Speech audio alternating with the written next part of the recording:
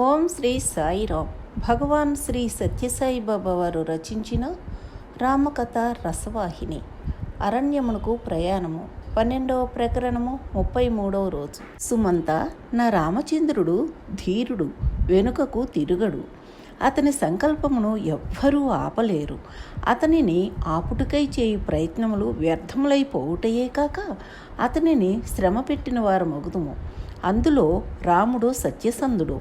ఆలస్యము చేసిన దారి తప్పుదురు. తక్షణమే రథమును తీసుకుని పొమ్ము. రాజవీధులలో నా కుమారులు నడుచుచూ వెళ్ళుచుండినా ప్రజలు చూచి భరించలేరు. వెళ్ళుము అని సుమంతుని తొందరపెట్టుచూ ఆ రథములో కొంత దారిభత్యము ఆయుధములు తీసుకొని పొమ్ము. మరచితి సుమంత, నీవెట్లయినను బ్రతిమిలాడి నే చెప్పితినని తెలుపుచూ సీతను అయోధ్యకు తిరిగి పంపు అని ప్రార్థించుము. కొంత దూరము నీవు వనములో కూడాను రథమునందు కూర్చొని పెట్టుకుని ప్రయాణము చేయించుము. వనములు చూచి జానకి కొంత భయపడినట్లు తెలిసిన వెంటనే రామాజ్ఞను కొని మిథిలా కిషోరియగు జానకిని కూడాను ప్రార్థించి నా మాటగా ఆమెకు నుడివి అయోధ్యకు తిరిగి రమ్మని ప్రార్థించుము.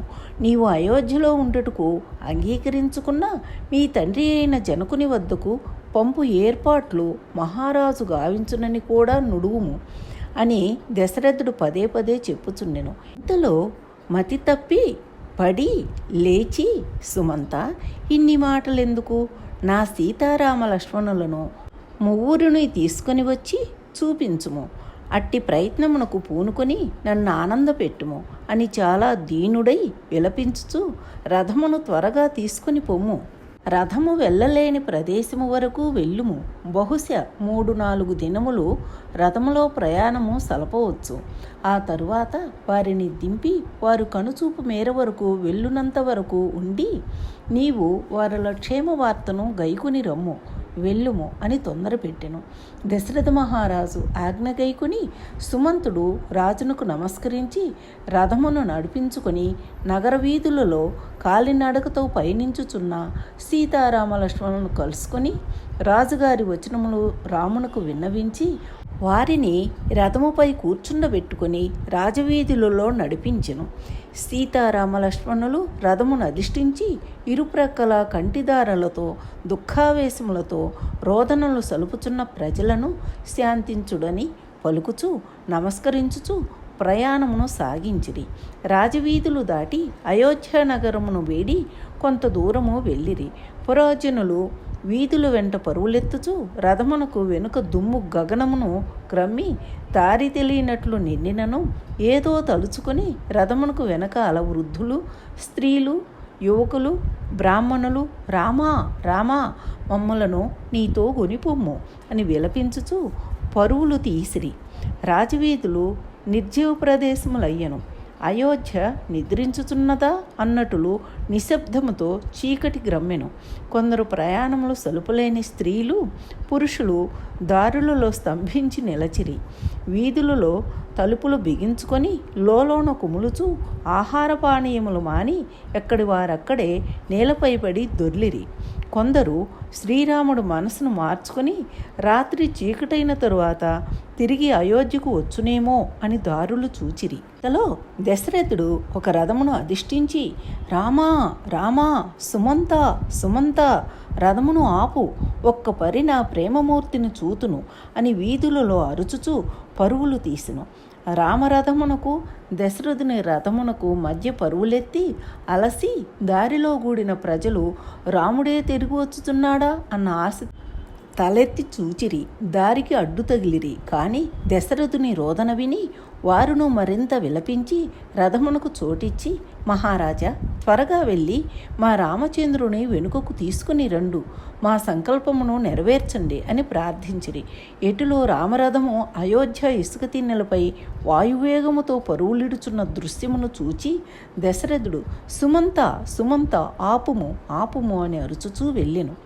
సుమంతుడు వెనుక వేగముతో వచ్చుచున్న రథమును చూచి రామచంద్ర, తండ్రిగారైన దశరథుడు వెంట వచ్చుచున్నాడు, కొంతసేపు నిలిపి వారి ఆజ్ఞను పొందుట మంచిదని కోరగా రామచంద్రుడు కూడాను పరుగులెత్తుచూ వచ్చుచున్న ప్రజలను తండ్రి రథమును చూచి మధ్య మార్గమును ఆపిన ప్రజలు చేరి మరింత విలపింతురనియు, మన రథమును ఆపిన అలసి సొలసి నేలకూలిన వెనుక ప్రజలు కూడాను తిరిగి పరుగులెత్తి వచ్చుటకు ప్రయత్నింతురనియు, ఇది ప్రజలకు లేనిపోని శ్రమను కలిగించుటే కాక తన వాగ్దానమునకు కొంత అంతరాయము కలుగుననియు, మార్గం మధ్యమున దశరథుడు విలపించుట ప్రజలు చూచిన రాజు గౌరవమునకు భంగము కలుగుననియు అనేక విధముల తలంచి విచారించి సుమంతుని రథమును ఆపనక్కర్లేదనియు మరింత శరవేగముగా వెళ్ళుట మంచిదనియు హెచ్చరించెను.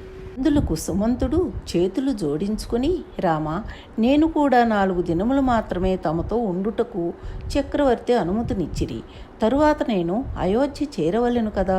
అప్పుడు చక్రవర్తి, సుమంత, నా రథమును చూచియు నా పలుకులు వినియు నీవెందులకు రథము నాపవైతివి అని ప్రశ్నించిన నేనేమని జవాబునిత్తును?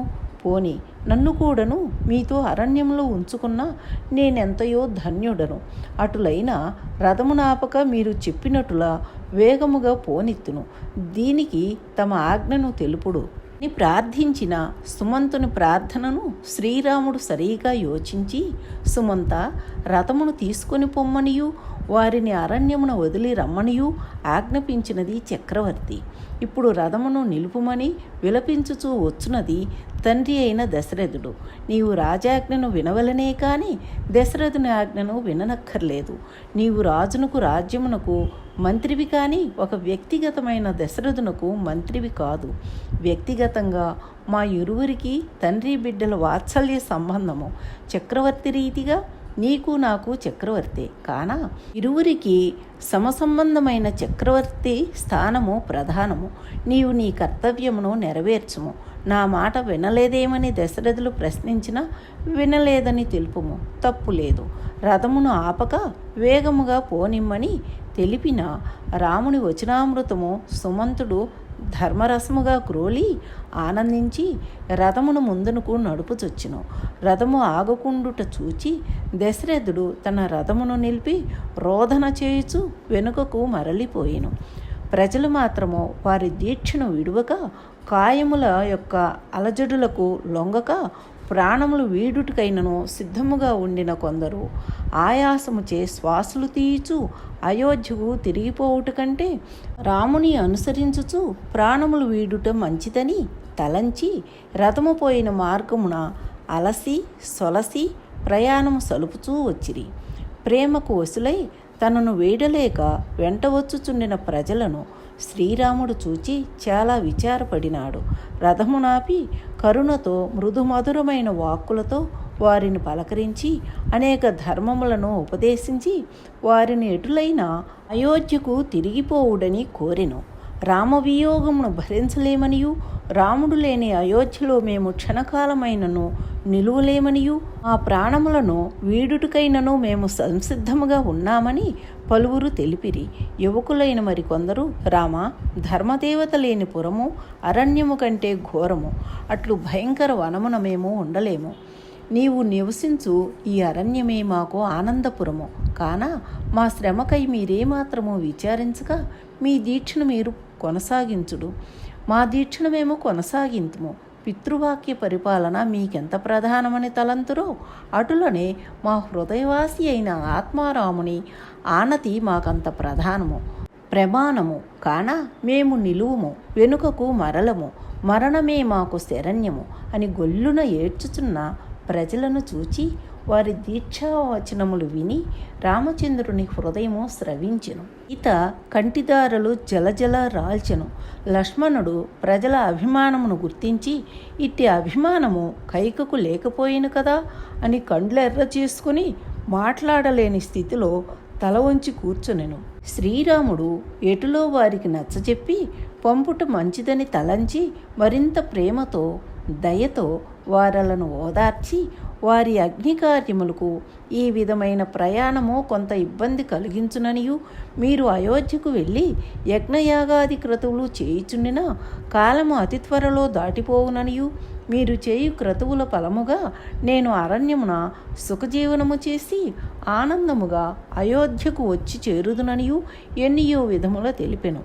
అయినను ఆ యువక బ్రాహ్మణులు ఏమాత్రమును వెనుకకు పోవుటకు అంగీకరించరైరి. తమ తల్లిదండ్రులు వృద్ధులగుటచే వారిని చూచుకుని వారు కూడా ఇండ్ల యందు లేరు కనుక ఇట్టి పట్టును పట్టి వృద్ధులను బాధపెట్టుట మంచిది కాదని ధర్మబోధలు నీతి సూక్తులు వేలకు వేలు తెలిపెను.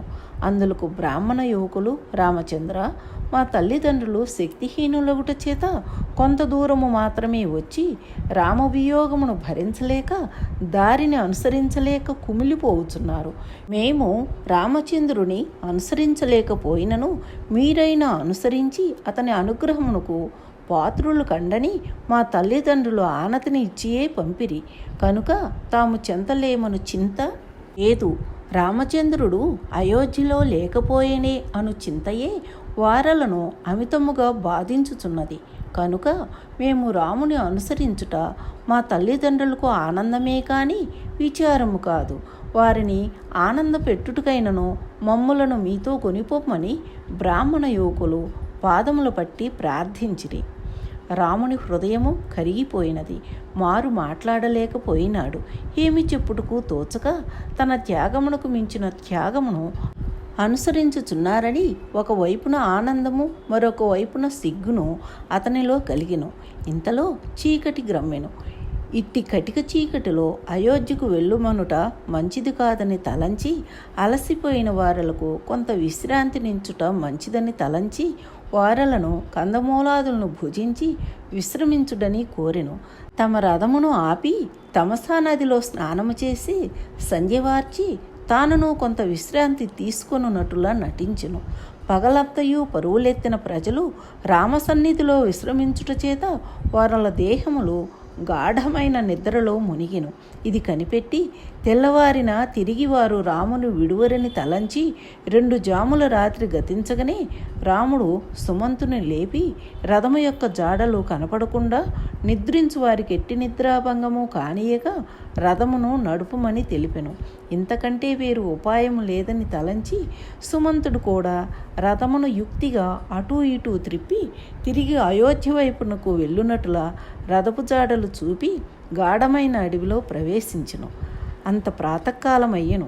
జనులు నిద్ర నుండి మేల్కొని లేచి చూచిరి. రథము కానీ సీతారామ లక్ష్మణులు కానీ లేకపోవుట చూచి అమితముగా దుఃఖించుచు ఇంకనూ నిద్రించు వారలను మేల్కొలిపి రథము పోయిన జాడలను గుర్తుపట్టుటకు అనేక విధముల ప్రయత్నము చేయుచు రామా రామా అని ఎలుగెత్తి ఏడ్వసాగిరి. పరుగులెత్తిరి. అందులో ఒకరు, సోదరులారా, మనము పడుచుండిన కాయక్లేశము చూచి రాముడు మనలను విడిచిపెట్టెను అని ఒకరినొకరు నిందించుకొనుచు జలములోని మేనములను స్తోత్రము చేసిరి. ఆ మీనములు జలము లేక జీవింపవు. రాముడు మా వద్ద లేకపోయినను మేము జీవించితిమి. ఛీ, ఎందుకు మన బ్రతుకు? మన ప్రియుడగు రాముని వియోగమును తెచ్చుకుంటిమి కదా, మనమే ఎందుకు మరణమును తెచ్చుకొనుకున్నాము అని ఒకరినొకరు చెప్పుకొనుచు ఆత్మ శ్రీరాముడే కనుక ఆత్మహత్య మంచిది కాదు. ఈ వియోగమును మనము కోరి తెచ్చుకున్నది కాదు, విధి వ్రాత. అటులనే మరణమును మనము కోరి తెచ్చుకొనుట మంచిది కాదు, అదీను విధిననుసరించే ప్రాప్తించును. కాన విధినైనను ప్రార్థించి ఆ మరణమును తెచ్చుకొనుట మంచిదని మరొకరు బోధించిరి. ఈ రీతిగా ఒకరిలో ఒకరు తర్కించుకుంటూ ముందుకు చేయునదేమియూ లేక విచారించుచు రథము యొక్క జాడలను కొంత గుర్తించిరి. ఆ జాడలు అయోధ్యాపురము దిశకు వెళ్ళుటకు తిరిగినట్టులా కొంత దూరము కనిపించి తరువాత జాడలు కనిపించకపోవుట చేత జాడలు గుర్తించుట కష్టమవుట చేత వియోగముతో చేయునది లేక నగరంలో ప్రవేశించిరి. రాముడు తిరిగి 2-3 దినములకైనా మన వియోగ బాధను కనిపెట్టి అయోధ్యకు చేరునేమో అన్న ఆశ కొంతమందికి కొంత ఉపశాంతి చేసెను. ఇండ్లలోని స్త్రీలు రామ పునదర్శనాపేక్షలై వ్రతోపవాసములు చేయుతొడిగిరి. సూర్యుడు లేని సమయమున చక్రవాక మిథునమును కమలములు వాడు రీతి వారు దీనులై విచారించిరి. ప్రజల కోల ఈ రీతిగా ఉండ సీతారామ లక్ష్మణులు మంత్రి అయిన సుమంతునితో కూడి శృంగిబేరపురమునకు వచ్చి చేరిరి. అప్పుడు రాముడు గంగానదిని చూచి రథమును ఆపమని సుమంతునకు చెప్పి తాను దిగి గంగానదికి నమస్కరించును. సీత, లక్ష్మణ, సుమంతులను రథమును దిగి గంగకు నమస్కరించిరి. సకల సన్మంగళమునకును ఆనందమునకును గంగానది మూలమని రామచంద్రుడు నుడివెను. గంగను గురించిన చిత్ర విచిత్ర కథలను ఇంటినో రామచంద్రుడు వారలకు తెలుపుచూ వచ్చును. తరువాత అందరూ గంగలో దిగి స్నానము చేసిరి. సీత దిగుటకు తగిన వసతిని చూడమని రాముడు లక్ష్మణునకు ఆదేశించెను. లక్ష్మణుడు అరణ్యములో ప్రవహించు గంగకు గట్లు చాలా మెత్తగా ఉండును కనుక సీత దిగుటకు కొంత అనుకూలమైన స్థానమును వెతికి దానికి తగిన రాళ్ళు భద్రపరిచి సీతామాతను అక్కడ స్నానము చేయమని కోరెను. ఆమె కూడాను జాగ్రత్తగా గంగలో దిగి నమస్కరించి స్నానము చేసెను. మార్గాయాసముచే అలసి ఉండుట చేత లక్ష్మణుడు కొంత తిరిగి అడవి ఫలములు ఏరుకొని వచ్చి సీతారాములకు అందించుట వలన వారు వాటిని భుజించి విశ్రమించిరి. ఓం శ్రీ సాయిరాం. సర్వం శ్రీ సాయిరామ పాదార విందార్పణమస్తు. సమస్త లోకాః సుఖినో భవంతు. ఓం శాంతి శాంతి శాంతి.